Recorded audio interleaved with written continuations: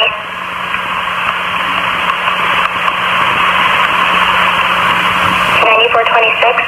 Webster County. This is the last call for 9426. Chaplain Henderson answered his final call October 2nd, 2019, and has completed his mission here. He passionately served his community with kindness, generosity, and faith. Your brothers and sisters in public safety will forever be grateful for the time that we have shared with you, and will forever watch over your family. Fort Dodge, Iowa. October 2nd, 2019. Police lights paint the front of St. Paul Lutheran Church in red and blue. Paramedics work frantically over a man lying motionless on the ground, the beloved pastor who had led this congregation for 2 decades. Just minutes earlier, he had been greeting students arriving for confirmation class. Now, he was fighting for his life. Witnesses say a stranger had tried to force his way in through a back door. Moments later, the pastor was down, and the suspect had vanished into the streets. Within hours, police would have a man in custody, but the motive? That would turn out to be far darker, and far more complicated, than anyone could have imagined. It was a crisp Wednesday afternoon in Fort Dodge. Inside St. Paul Lutheran Church, the sounds of chatter and footsteps filled the hall as middle schoolers arrived for confirmation class. Outside, the sky was calm, but in the span of seconds, peace would give way to chaos. At the rear of the building, a man approached a locked exit that led to the fellowship hall and kitchen. This wasn't a public entrance, and his presence there drew immediate concern. Reverend Allen Henderson, 64 years old, walked toward him. Those who knew Henderson would say it was in his nature to meet any stranger with a warm word, but on this day, his steps carried purpose. He was protecting the children inside.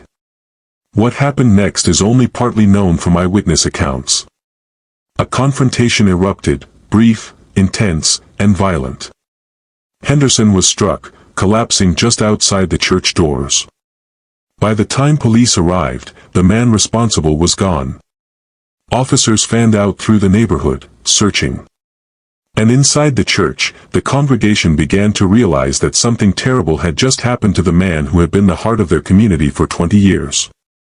To understand the weight of this loss, you have to know who Reverend Allen Henderson was, not just the man in the collar, but the man behind it.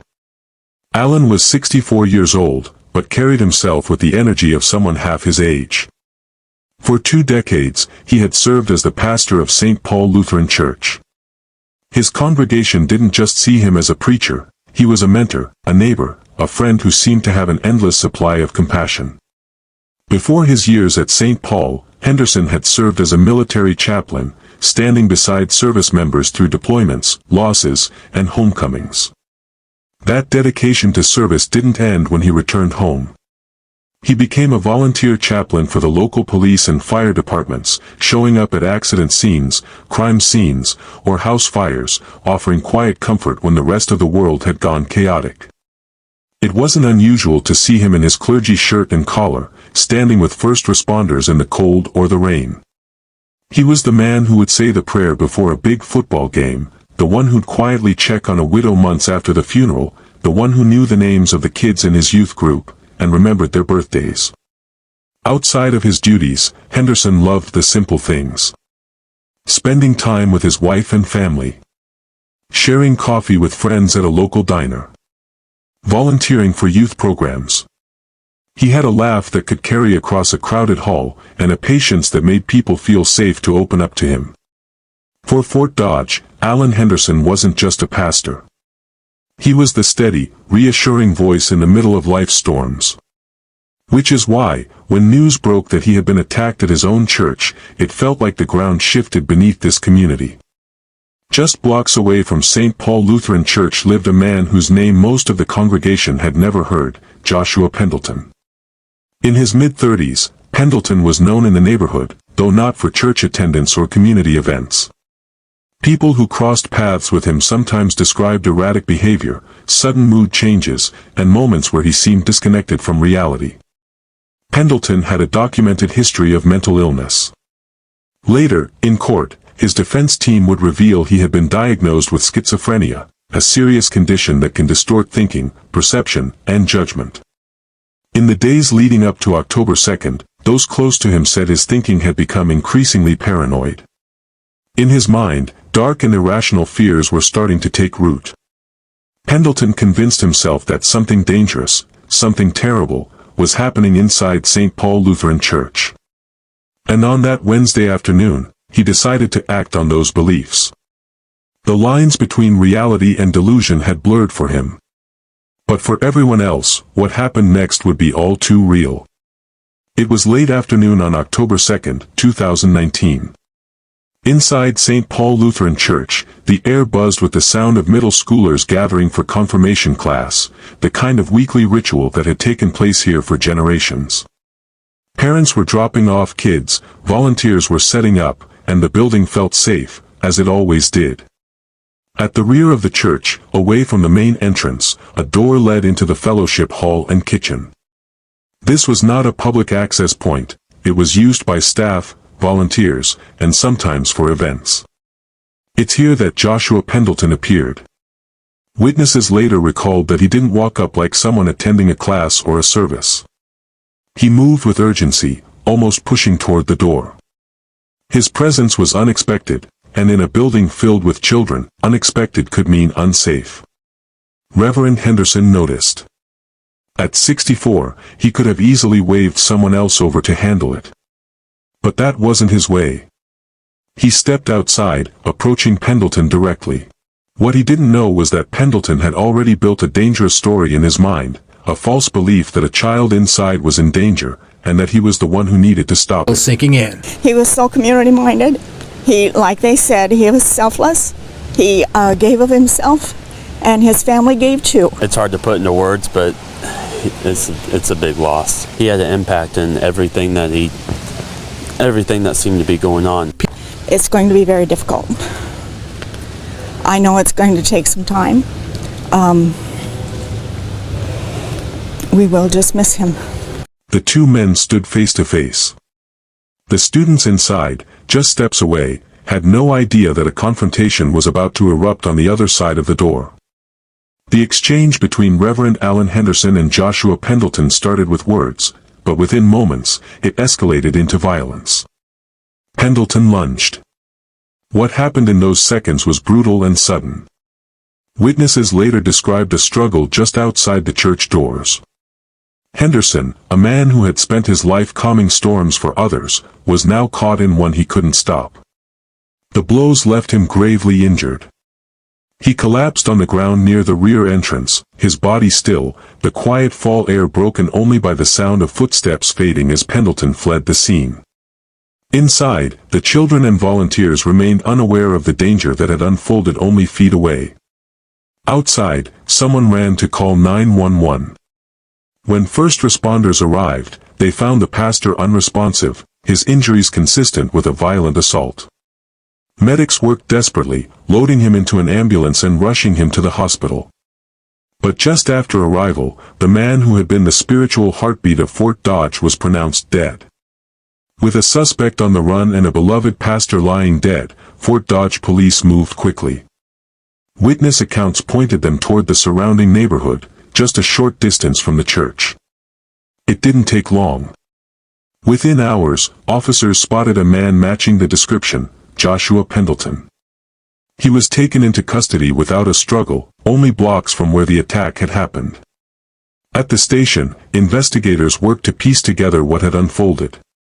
Alongside the murder charge, they added a count of first-degree robbery, alleging Pendleton had taken items from Henderson during the assault. News of the arrest spread through the city. For the congregation of St. Paul Lutheran, the relief of knowing the suspect was caught did little to ease the shock of losing the man who had led them for 20 years. And for the prosecutor's office, the real work was just beginning, to prove, beyond a reasonable doubt, exactly what happened that day and why. The trial didn't take place in Webster County, where the crime happened. The case had drawn so much attention in Fort Dodge that a judge ordered it moved to Scott County to ensure a fair jury could be found.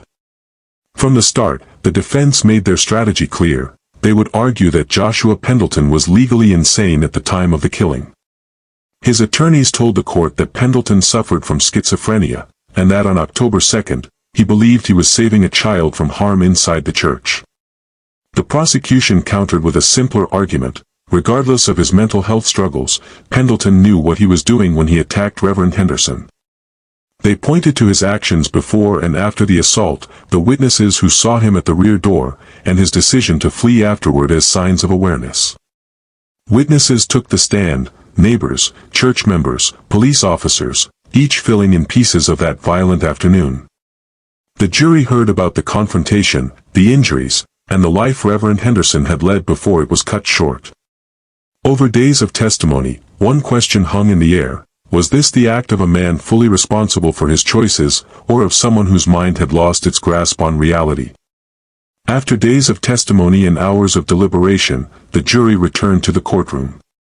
On April 27, 2021, they delivered their verdict: guilty of first-degree murder and first-degree robbery. The words carried a finality that rippled through the room. For Reverend Henderson's family and congregation, it was the justice they had been waiting for, though no sentence could bring back the man they loved. The punishment was mandatory under Iowa law: life in prison without the possibility of parole for the murder conviction, plus an additional 25 years for the robbery charge, to be served at the same time. In the moments after sentencing, family members spoke about Henderson's unwavering service to his community, his faith, and his kindness. Some found comfort in knowing the man responsible would never walk free again. Others could only sit quietly, still absorbing the reality of what had happened. In the weeks after the trial, St. Paul Lutheran Church became more than a place of worship. It became a gathering point for grief, remembrance, and resilience. Members of the congregation organized memorial services, placing flowers outside the church doors where Henderson had last stood. His photo, framed in black cloth, rested near the altar for months. The stories poured in, from first responders who remembered him standing beside them at the worst moments of their careers, from parents whose children he had mentored, from neighbors who recalled his quiet kindness in everyday life. Even in death, Henderson's influence didn't fade. The church expanded its outreach programs in his name, continuing the work he loved most: caring for others without hesitation. For Fort Dodge, the law still lingers, a reminder of how fragile safety can feel, even in sacred places. Reverend Allen Henderson's life was defined by service.